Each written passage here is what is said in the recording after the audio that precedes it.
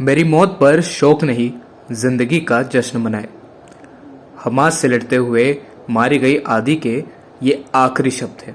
नमस्कार, आप देख रहे हैं इन खबर और मैं लेकर आया हूँ आपके लिए आदि की एक कहानी।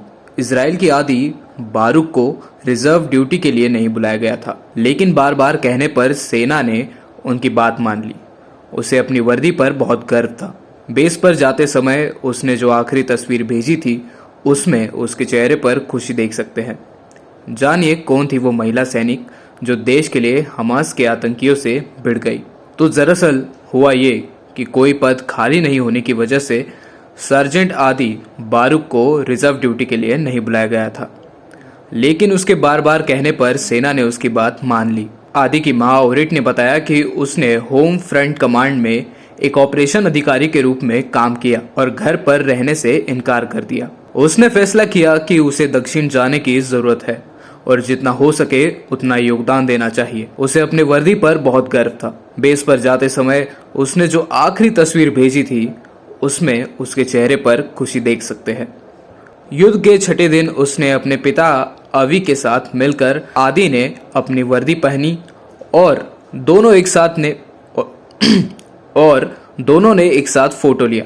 दोपहर 12 बजे उसकी मां को टेलीग्राम पर एक संदेश मिला कि सडेरोट में एक मिसाइल हमले में 30 साल का आदमी और 20 साल की एक युवती गंभीर रूप से घायल गए। आदि की मां ने तुरंत इस बारे में उसके पति को फोन कर बताया। जब आदि के पिता फोन करने की कोशिश की तो कोई जवाब नहीं मिला।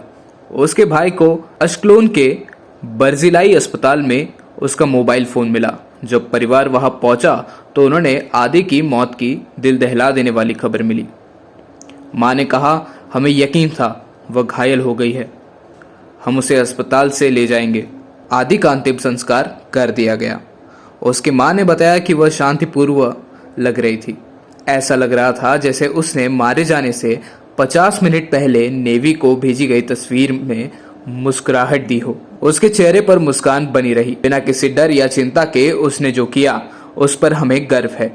आदि की कब्र पर दोबारा जाने से ठीक पहले मां ने अपने बेटी का कंप्यूटर खोला। उसे जो गाने मिले उनमें एक गाना उसने इसी साल जनवरी में लिखा था।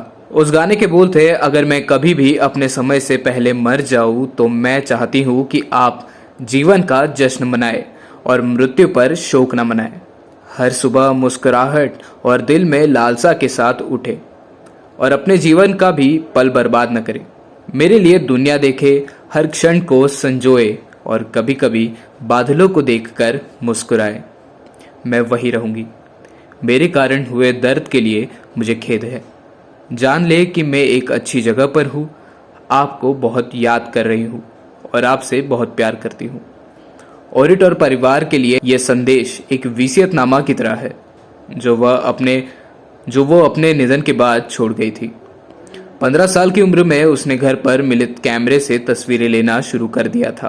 तब से उसका शौक एक पेशे में बदल गया। उसकी डायरी उन शादियों से भरी हुई थी, लेकिन ये तस्वीरें खींचने वाली थी जिनकी ये तस्वीरें खींचने वाली थी, अब उसका परिवार सगाई करने वाले जोड़े को सूचित करने में लगा है कि आदि नहीं आएगी। तो ये थी इजराइल के आदि की कहानी। आप देख रहे हैं इन खबर। ऐसी खबरों के लिए हमारे साथ बने रहिए। धन्यवाद।